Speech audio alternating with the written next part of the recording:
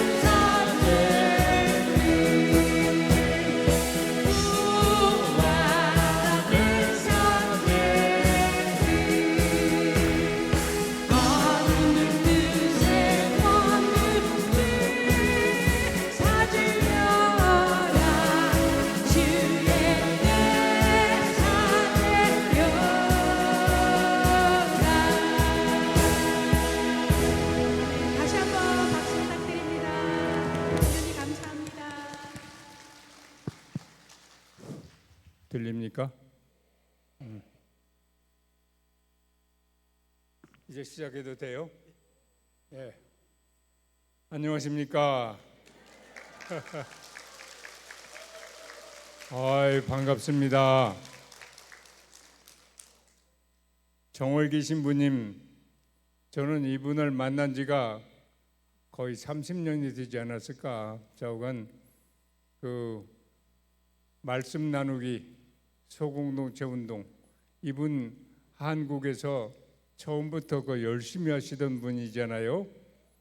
그렇게 해서 이분을 만났는데 여기를 이렇게 초대해 주셔서 왜 오라고 합니까? 그랬더니 특별히 치유에 관한 이야기를 좀 많이 해주세요. 그래요. 그래서 저는 여기 다 환자들만 오시나? 그랬더니 거의 아니네. 물론 어디 가든지 환자들도 계시지만 더 특별히 많은 환자가 계신 것 같이 보이지도 않고, 어쨌든지 여러분들을 이렇게 만나게 되어서 대단히 반갑습니다.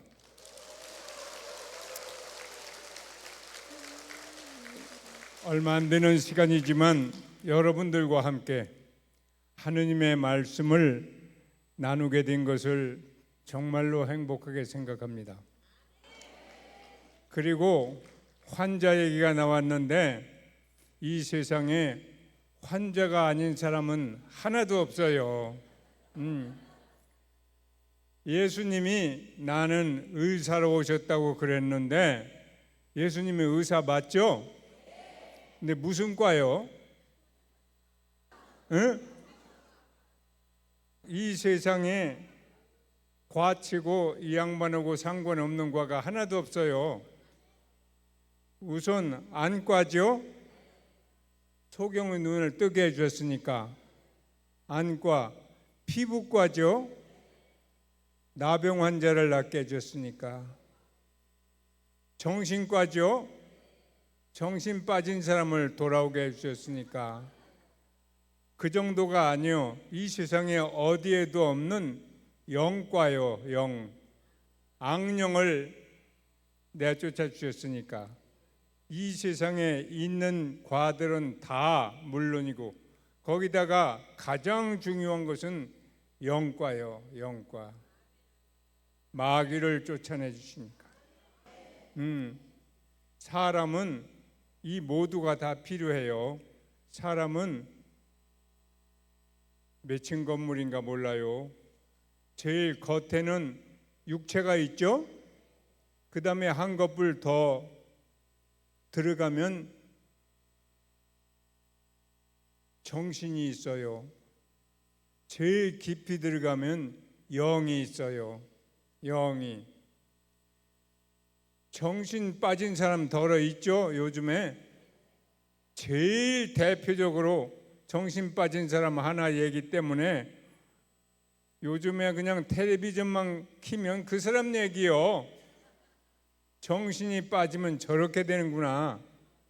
거기다가 한술 더 뜨면 악령이 들어간 것 같이 이 세상 우리 한국 전체를 무슨 이상한 악령이 점령한 것 같은 사태가 벌어졌잖아요. 그 사람이 누구야? 유명한 점쟁이들을 그렇게 많이 찾아갔다더만. 그런데 그 점쟁이는 국회에 나와서 증언을 하는데 어떤 사람보다 더 똑똑하게 누가 들으든지 설득력 있게 이야기를 그냥 원고도 없이 막 풀어대는데 제일 이 사람이 정신이 제대로 바뀐 것 같더라고요. 군산 어디서 온 점쟁이라는 어떤 여성인데 모든 것이 거꾸로 됐죠. 예수님은 의사요. 제일 겉에 있는 육체 눈 고장, 귀 고장, 무슨 입 고장 온갖 거 다 고쳐주시고 그 다음에 정신도 고쳐주시고 이 세상에 어디에도 없는 가장 깊은 제일 중요한 층인 제일 밑바닥 영도 고쳐주셨어요. 네. 그러니까 가장 중요한 것은 영을 고쳐주는 거예요. 성령을 주신다는 것은 거기 악령이 있는 곳에 그 악령을 몰아내고 성령을 거기 넣어주신다는 말이에요. 그러니까 인간이 이분한테 받을 수 있는 가장 큰 것은 성령을 받는 일이요. 성령 받으면 다른 것은 다 내 목에 칼이 들어와도 걱정할 것이 하나도 없어요. 그렇게 성령을 받고 죽으면 죽는 것이 아니니까 영원한 생명 아버지의 품으로 돌아가는 거니까. 성령은 그런 거예요. 그런데 성령인지 악령인지 하는 짓만 봐가지고는 밖에서 보면 몰라요. 악령 받은 놈도 춤추기는 마찬가지고 이상한 짓 해요. 말도 헛거부라진 소리하고 술 취한 사람 같아요. 얼굴도 부르죽죽하고 무슨 말을 짓거리는지 지도 모르고 남도 모르고 하는 짓도 지금 꾀가 벗어지는지 어떤지 모르고 그냥 막 나대는 걸 보면 이게 술 취했는지 악령에 취했는지 성령에 취했는지 몰라요. 그게 문제예요. 처음에 사도행전 보면 성령을 받은 사람들을 보고 다른 사람들이 술 취했다고 그러잖아요. 겉으로 보면 비슷하니까. 그러니까 성령을 제대로 받아야지 잘못 받으면 그거 보통 큰 문제가 아니에요. 그러니까 성령을 받으려면 먼저 예수님의 말씀을 잘 들어야 돼요.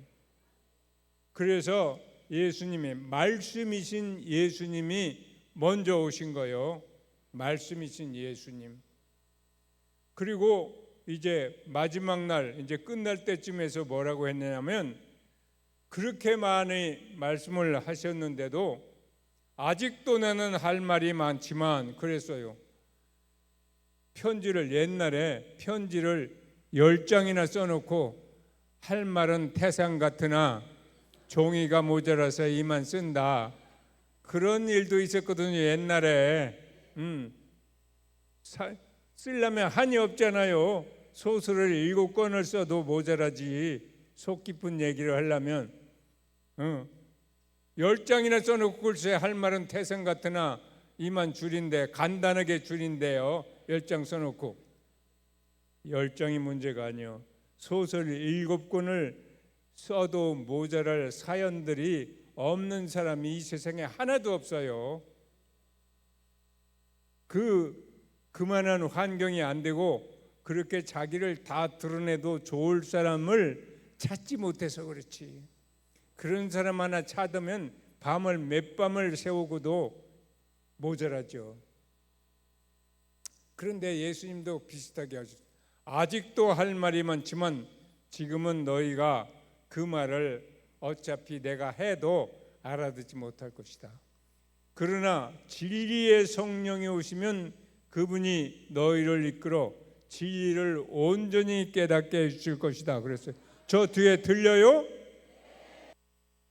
그래서 우리 신학자 중에 제일 유명한, 근데 특별히 성령에 관한 그 부분에서는 천주교에서 이제 돌아가셨지만 제2체 바티칸 공회에 세계에서 제일 유명한 그 신학자가 한 분 계셨는데, 신부님이 이브 꽁가르라고 하는 분이에요. 저는 그분의 수제자한테서 배운 사람이요. 그러니까 적어도 그 부분에 관해서는 할 말이 조금 있어요. 그런데 이분이 세계 성령 신학자들을 수백 명 모아놓고 강연을 했어요. 사람들이 얼마나 많은 사람들이 와서 신학자들끼리만 모였으니까. 그런데 이 양반이 그 주제 강연을 했단 말이에요. 근데 그 결론은 딱 한 가지요. 여러분들 잘 기억하세요. 성령에 관한 이야기가 이게 제대로 된 건가 엉망진창인가, 그걸 이 양반은 건강이라고 그랬어요. 성령에 관한 이야기가 건강한가 건강하지 않은가, 병들었는가 하는 것은 무엇이 결정하냐? 이제 됐어요? 저 뒤에 그래요. 이러면 내가 이제 사지가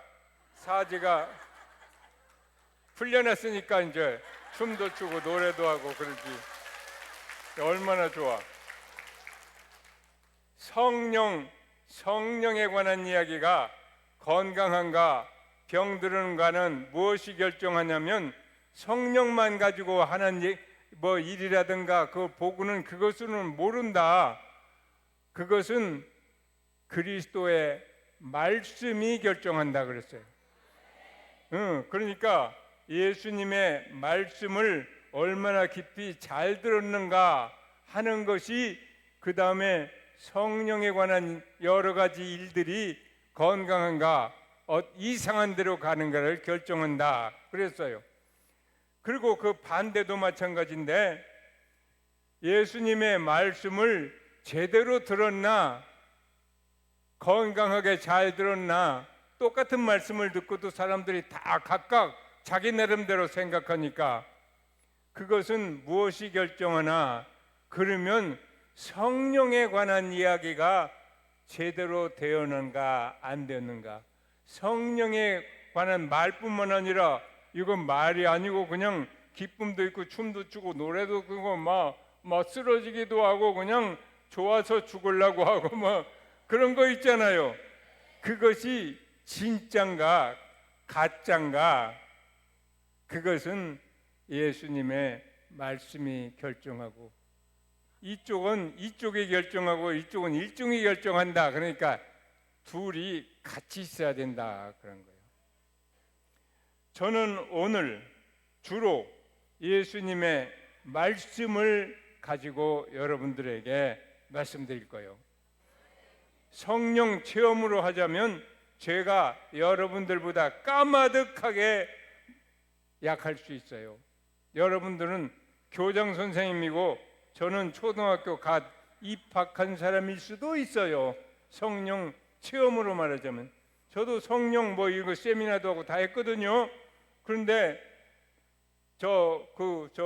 그때 지도하시는 수녀님이었는데, 수녀님이 제가 주교가 혼자 있으니까 무슨 이상한 언어도 하고 좀 했으면 좋겠는데 이게 안 되거든. 그러니까 나한테 와서 집중적으로 이걸 해도 안 되는 거예요. 안 되면 안 되는 거지 어떡하겠어요. 그러니까 저는, 여러분들은 그거 잘 아시잖아요. 근데 나는 못해요. 그 말 이상한 언어도 못하고 또 누가 아무리 이래도 쓰러지지도 않아. 안 되나 봐요. 그러니까 안 되는 사람은 안 되는 대로 그냥 놔둬야 돼요. 얼마 전에 저 꽃동네에 갔더니 거기 신수사님 계시잖아요.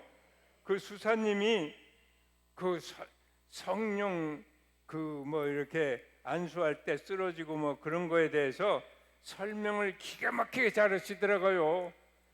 아주 잘하셨어요. 아주 그 설득력 있게. 그러니까 그것은 반드시 일어나야 되는 것도 아니고, 그런 일이 있다고 해서 또 뭐 저항해야 되는 것도 아니고, 오히려 자기가 조금 이렇게 협조하는 부분이 있어도 좋은 거다. 그것은 요컨대 하느님 품에 편히 좀 쉬어라, 그런 뜻이니까. 나한테 옛날에 그런 설명을 누가 해줬으면 나도 안심하고 조금 넘어질 수도 있었을지 모르겠는데, 나도 조금 협조를 하면. 근데 그런 말을 안 해서 나는 그냥 그 힘만 가지고 하려니까 도대체 소식이 없어요. 어쨌든지 그러니까 예수님 말씀, 성령, 이 둘은 서로가 서로를 도와줘야 한다, 그런 얘기요. 그러니까 무엇보다도 중요한 것은 예수님의 말씀이요. 예수님은 하느님의 말씀이 사람이 되신 분이니까 우리 머리로 정확하게 잘 듣고 이해를 해야 돼요. 오늘 그런데 그런데 말이죠. 저는 이런 이야기 하기 전에 정월기 신부님이 치유에 대해서 말씀을 해달라고 특별히 부탁하셨기 때문에 치유에 대해서 특별히 생각하지 않을 수 없어요. 병든 거 낫게 하는 거. 그런데 바로 이 점에서는 성서 이야기 전에 일반적으로 병들면 찾아가는 데가 어디요? 병원이죠. 병원에 누가 있어요? 의사가 있죠. 그러니까 그분들의 이야기를 먼저 들어야 돼요. 저는 여기에 전공자가 아니니까. 그 다음에 이제 제가 할 얘기가 있죠. 병에 관해서. 그런데 제가 최근에 어떤 책에 대해서 들었는데, 그게 뭐냐면 의사한테 살해당하지 않을 방법 45가지. 자칫하면 의사한테 병 고치러 살려고 갔다가 죽는다 그거요. 의사의 손에 죽는다 그거요. 근데 이걸 쓴 사람은 일본에서 게이오 모코다인가 어디에서 수석으로 입학해서 수석으로 졸업한 사람이요. 의사고 물론. 그리고 미국 가서 공부해가지고 또 왔어요. 그리고 하는 말이, 이 첨단 이렇게 기술, 어디 가면 뭐 CT 촬영도 하고 별거 다 하잖아요. 그것 때문에 엉뚱한 사람이 병자가 되는 일이 얼마나 많은지 모른다. 그 양반이 하는 얘기 중에 하나, 그 이제 뭐 다른 양반도 그런 얘기 했는데, 우리 한국에도 아주 서울대학교 의과대학 교수인가 여성분인데, 그분의 남편 되시는 분도 전문 의사인가 봐요. 그런데 이 양반도 같은 방향의 이야기를 해요. 뭐냐면 첨단 검진 장비 때문에 엉뚱하게 병자가 되는 일이 얼마나 많은지 모른다, 그런 얘기요. 이 양반이 예를 하나 드는데, 미국에서 아주 건강한 사람 100명을 선정을 해서 첨단 장비를 가지고 조사를 철저히 했더니 건강한 사람은 17명, 나머지 83명이 뭔가가 큰 문제가 하나씩 다 있더래요. 그러니까 검진을 안 했으면 건강하게 끝까지 살 사람이 검진을 해가지고 그때부터는 이제 환자로 사는 거예요. 환자가 돼. 그리고 이제 다시 일본 그 양반 하는 말, 암은 그냥 보통 걸리는 거다. 병원에 가서 무슨 짓을 해도 환자 마지막에 죽을 고생만 하지 그것으로 낫는 일은 100에 한 건도 없다. 그냥 암은 걸리면 그냥 잘 살아라. 그냥 살아라. 우리 누나도 유방암에 걸려서 뭐 이랬는데 내가 그랬다. 그거 뭐 하려면 하세요. 그런데 어차피 해봐야 소용없어요. 유방암에 걸렸다면 다 잘라내잖아요. 그런데 누나 지금 연세가 얼마나 되는데 한 30년인가 40년 동안 문제 하나도 없이 지금도 잘 사신다. 유방 그대로 가지고. 유방도 그렇지. 여기 또 뭐 갑상선 암이라는 것도 그걸로 죽는 사람 별로 없대요. 100에 하나나 막 둘이나. 근데 유방 이거 걸렸습니다. 그러면 그거 껄쩍지근하잖아요. 그달부터. 그걸 이제 수술해내면 그달부터 이제 이게 온전할 리가 없죠.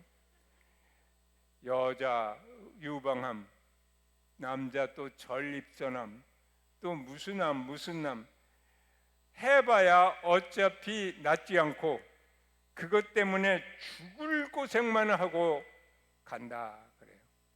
놔둬라. 제가 한 30년 전에 미국 의사들끼리 뭐 얘기하는 소리를 들었거든요.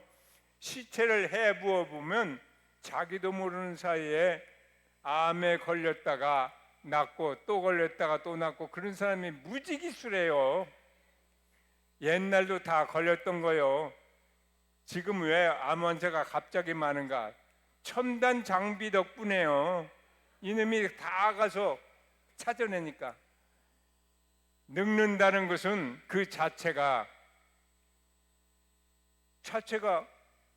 일종의 질병이라고 하면 옛날같이 저 지금 여러분들 쳐다봐도 잘 안 보여요. 안경 써도 눈이 잘 안 보여.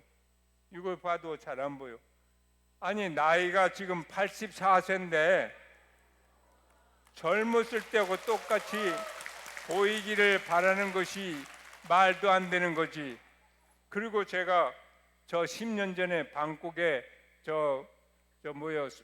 소공동체 운동 말씀 나누기 그 아시아 총회에 갔다가 한밤중에 너무 더워서 밖에 나갔다가 깜깜해요. 거기가 글쎄 거기 뭐 수영장도 있고 굉장히 큰 시설이거든요. 내가 거의 10번도 더 갔어요. 그런데 한밤중에 너무 더워서 내려와서 그냥 뭡니까 암에 바로 앞에도 안 보이는 그래도 너무 더우니까 밖에 나와서 바람 좀 쐬려고 이렇게 가는데 수영장은 저기 있을 거라고 생각해. 내가 수영장도 얼마나 익숙하게 잘 이용했거든요 그동안에. 그러니까 다 알아요. 근데 밤중이 되니까 방향 감각이 좀 없어지는 거야. 낮에 애들이 수영하고 그 근방에 돌바닥에 미끌미끌 그대로 있었던가 봐.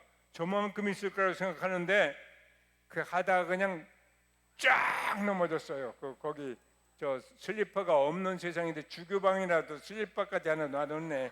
옛날 비닐 그 딱딱한 그거. 그러니까 아주 빙판같이 쫙 넘어졌는데 물로 빠졌네. 수영장은.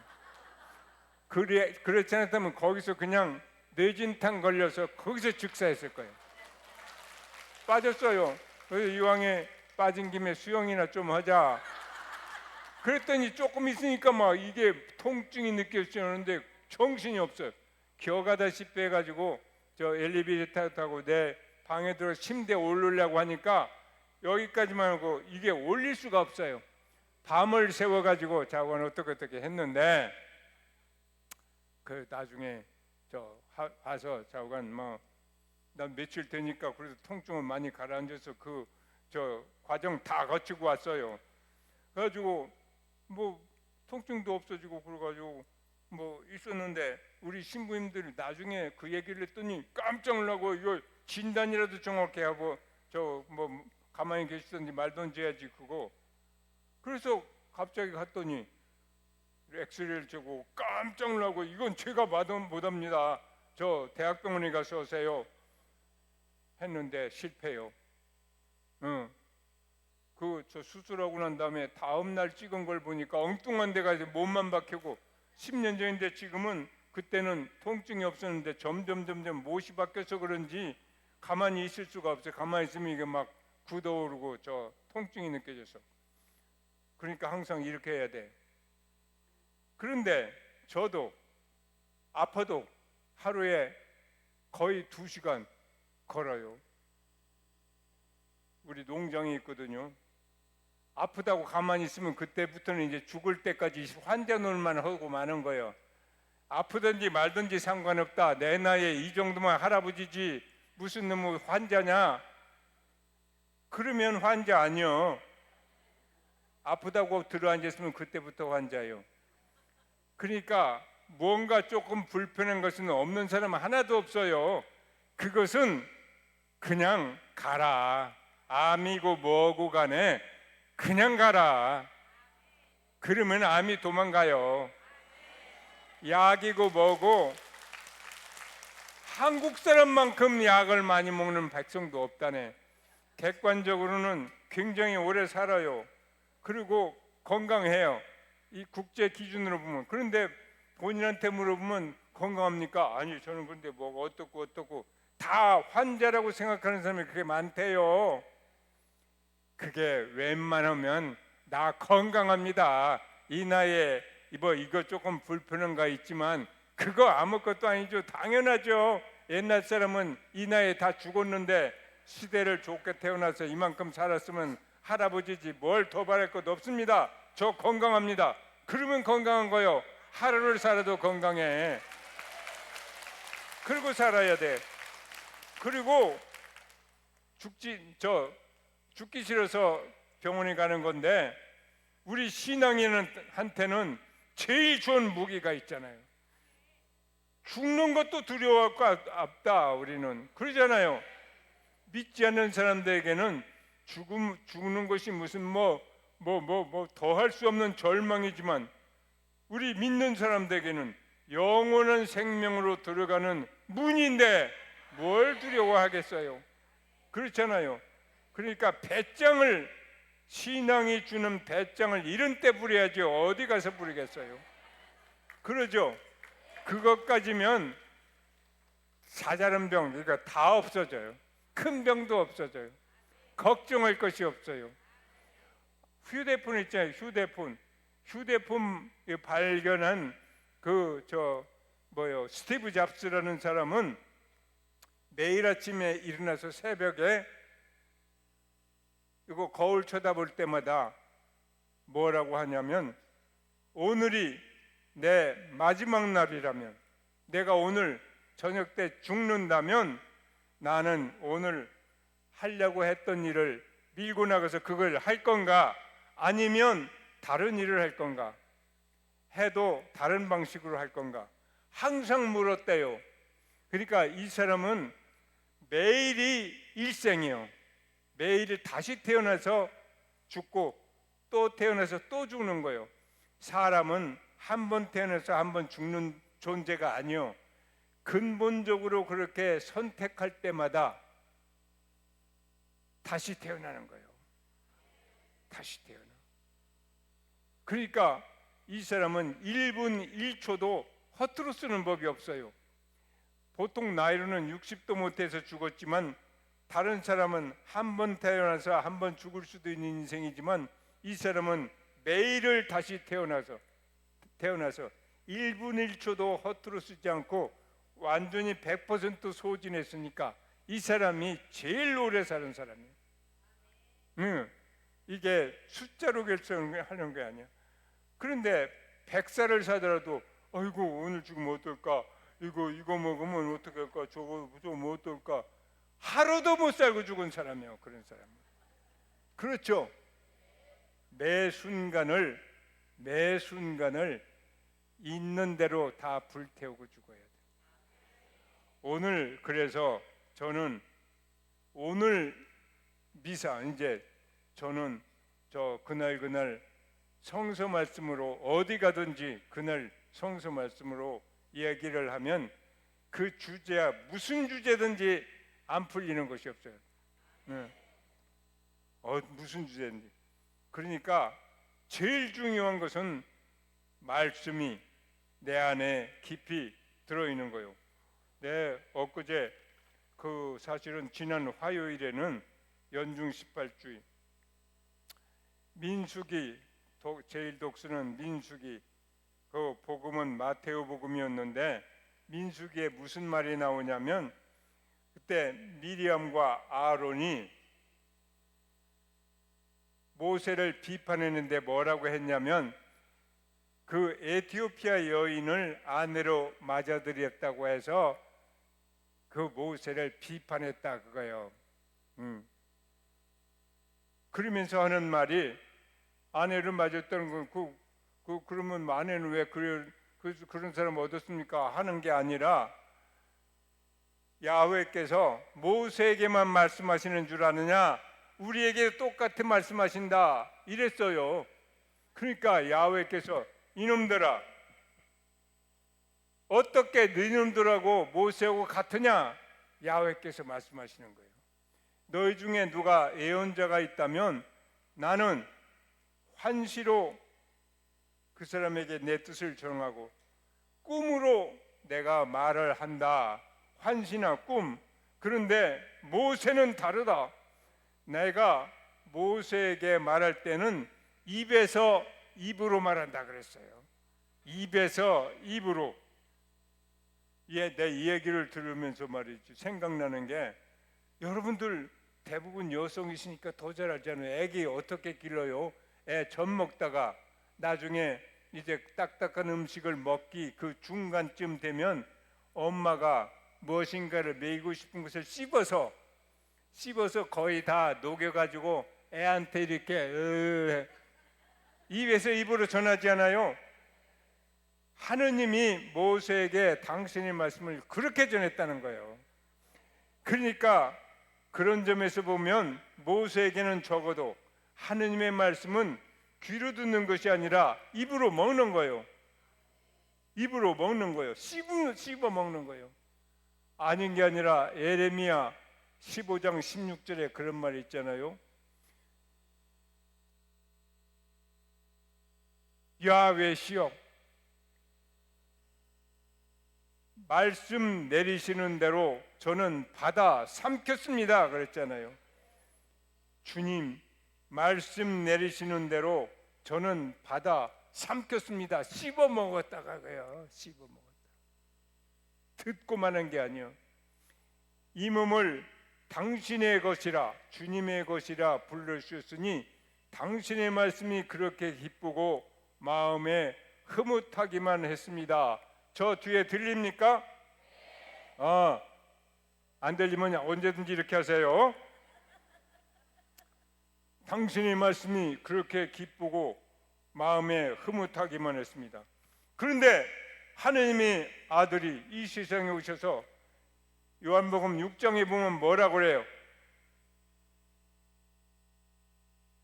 나는 하늘에서 내려온 빵이다.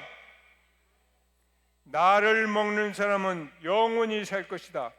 내 살은 진짜 먹어야 될 음식이고 내 피는 술이나 물, 국같이 마셔야 될 음료다. 뭐요? 말씀인데, 이분은 말씀인데 그냥 귀로 듣고 마는 게 아니라 먹어야 될 빵이고 마셔야 될 피요, 술이요. 이분의 살과 피를 우리는 먹고 마셔야 되는 사람이요. 듣고 치우는 게 아니라.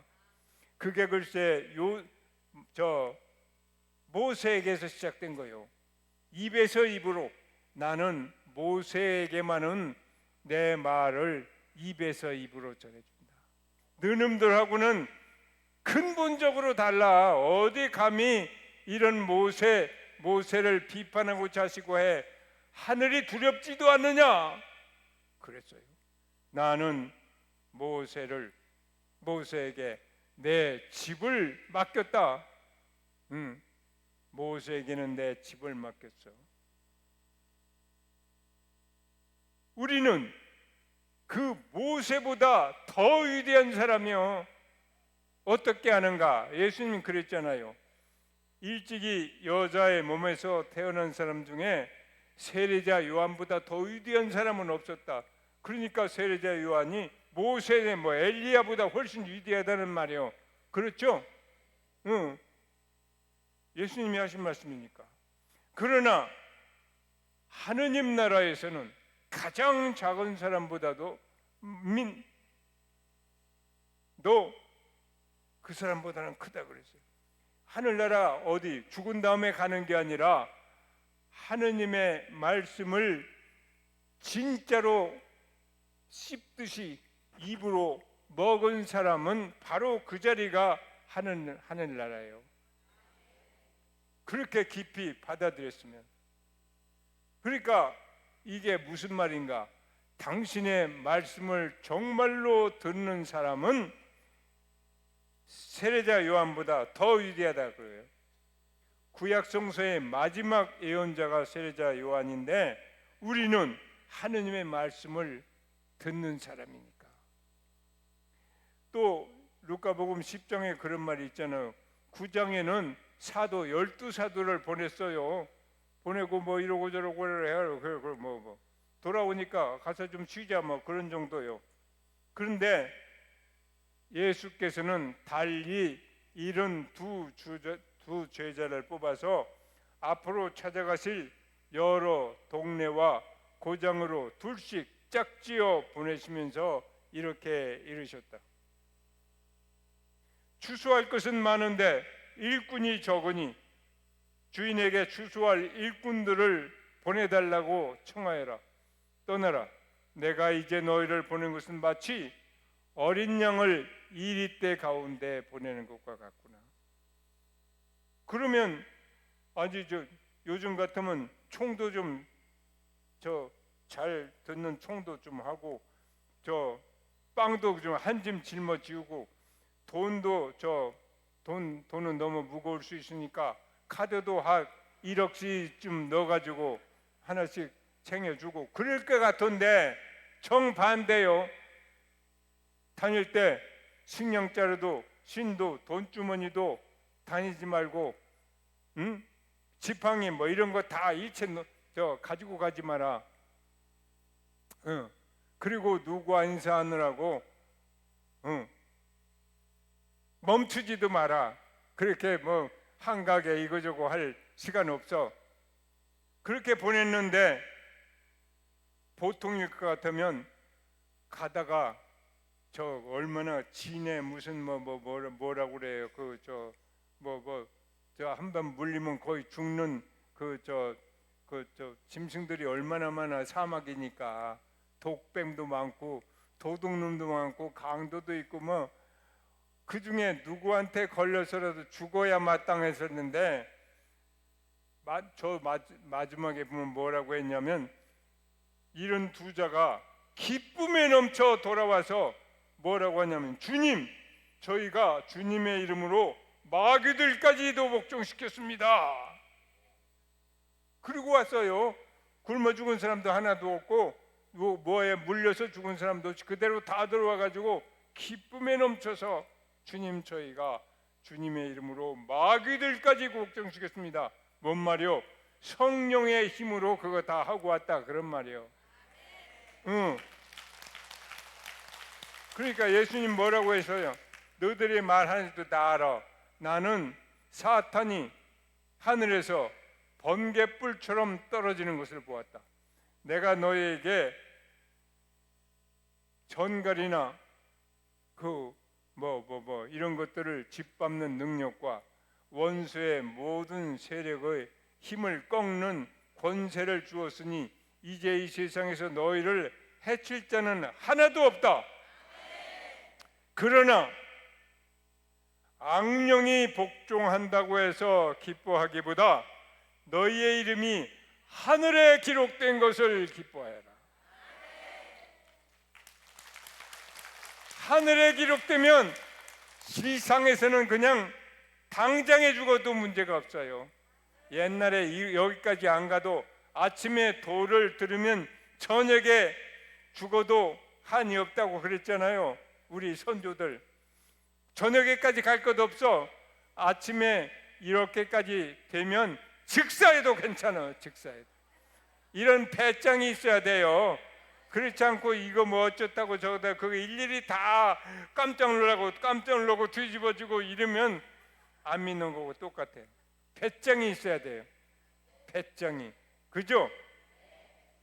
악령이 복종한다고 기뻐하기보다 너의 이름이 하늘에 기록된 것을 기뻐하라. 별처럼. 하늘 쳐다보니까 지금 별같이 많네 이 방에도. 너희는 또 저 히브리서 보면 그러면 필리피서인가? 이 악하고 비뚤어진 세상에서 하늘의 빛을 비추는 별들처럼 그래야 된다.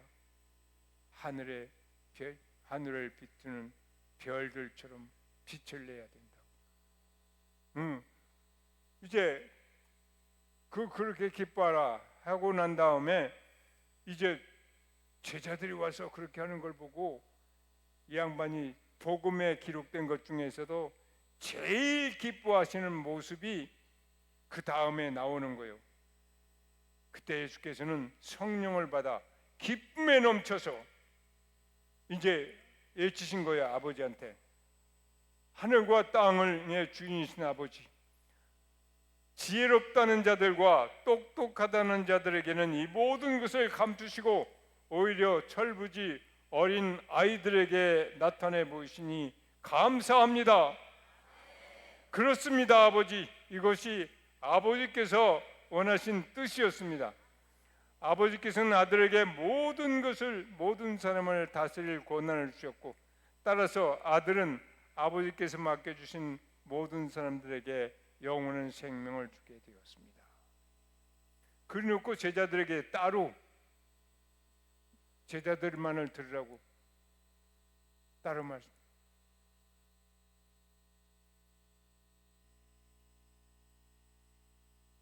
너희가 지금 보는 것을 볼 수 있으니 너희 눈은 행복하고 듣는 것을 들을 수 있으니 행복하다.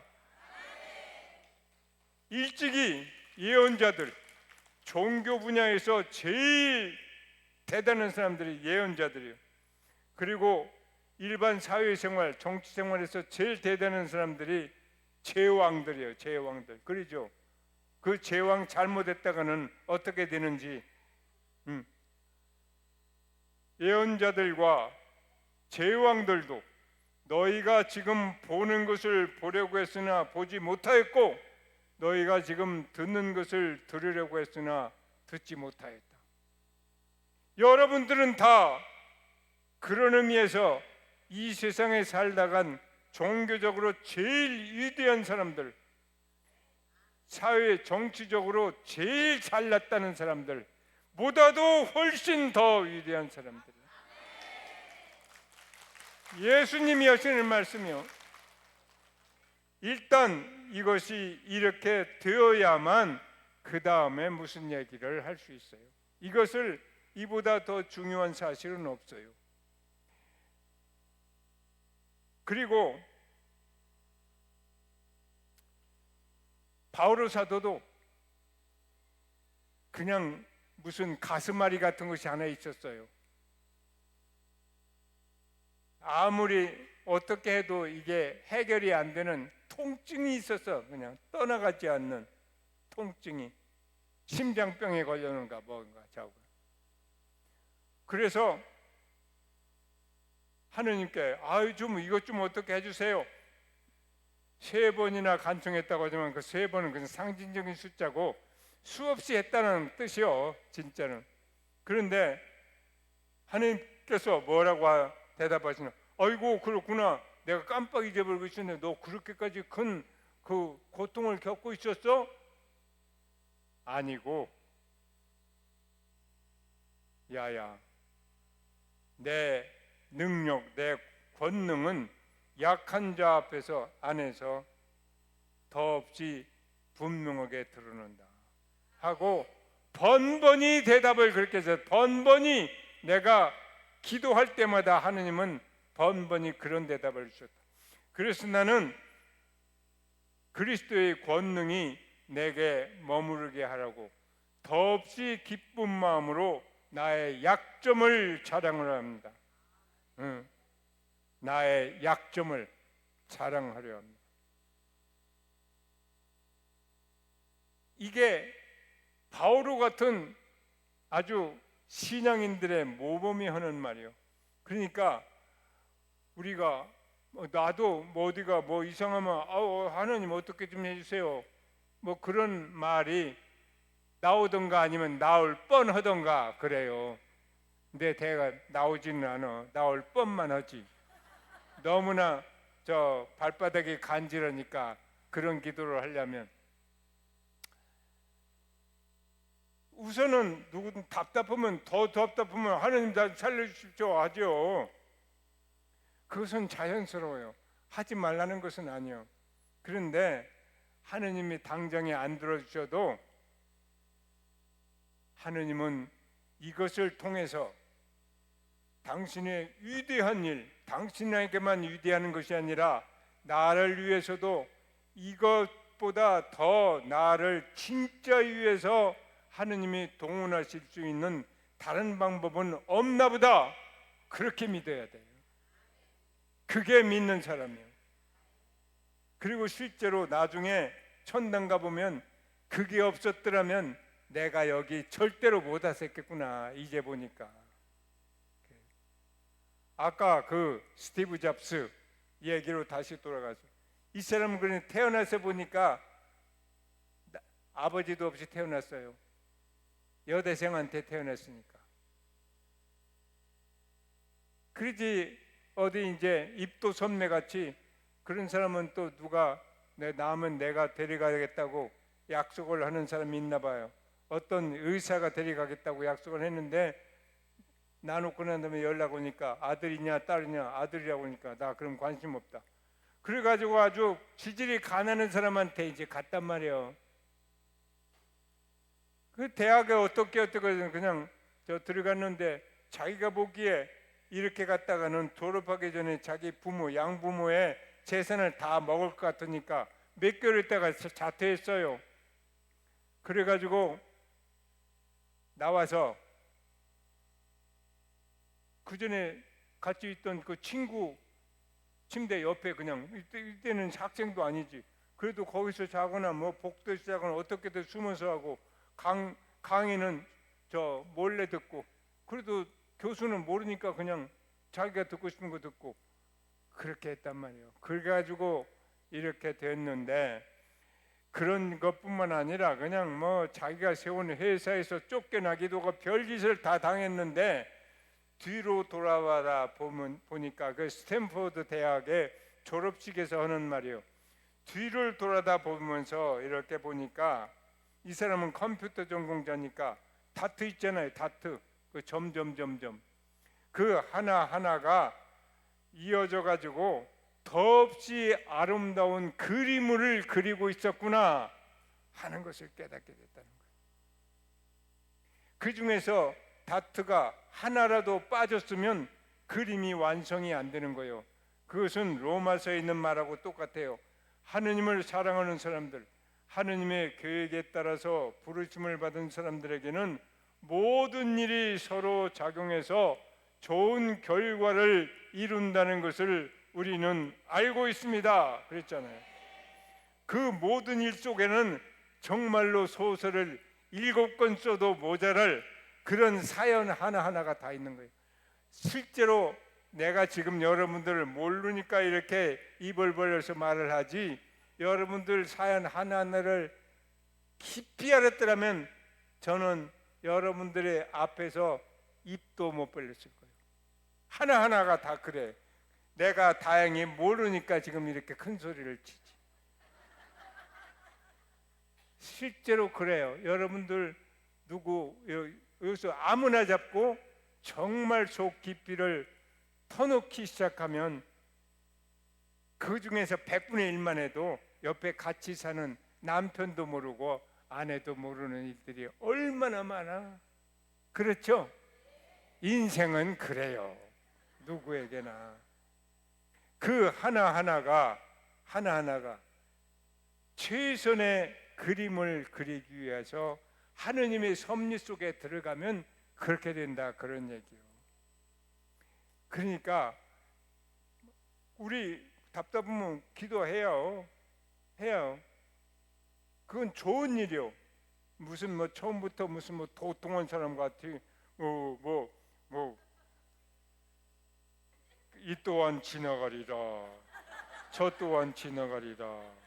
꼬마가 6살 먹은 애가 이 또한 지나가리라. 그거 꼬마답지 않잖아. 배고프면 엄마 밥 줘.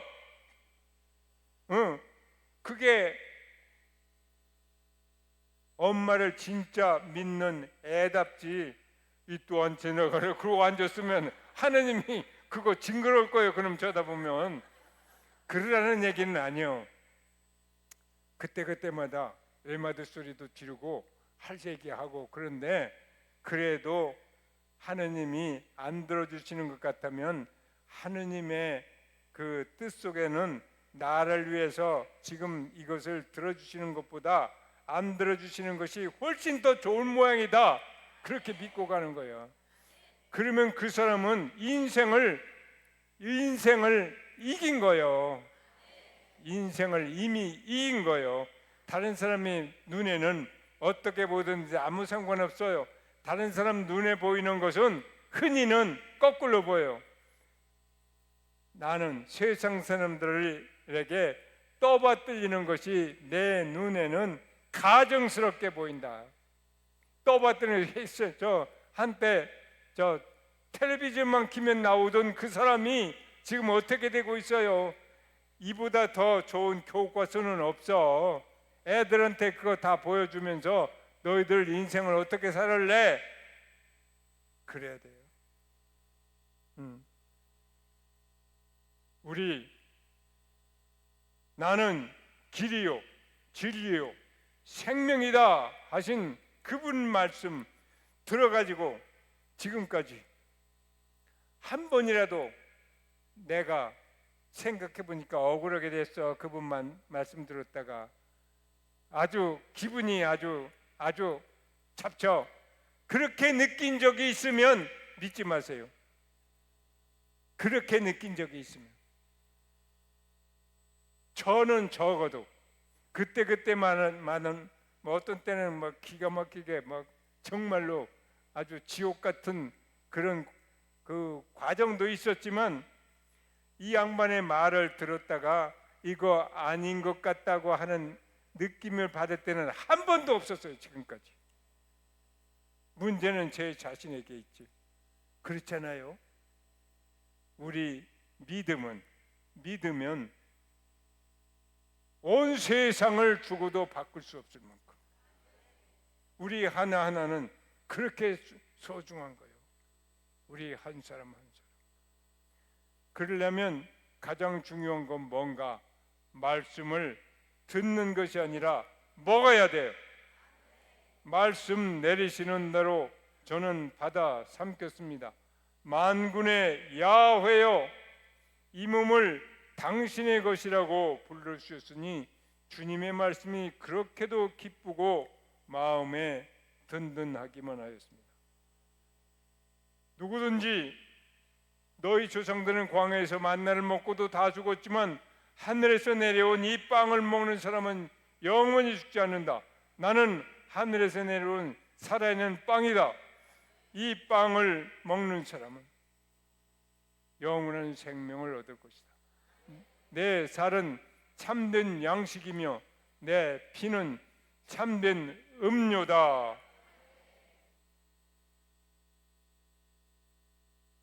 너무 많이 말을 한 것 같은데 그 중에 한마디라도 잘 차근차근 씹어서 우리 안에 들어와서 생생하게 살아있으면 그 한마디가 우리를 영원한 생명으로 이끌 거예요.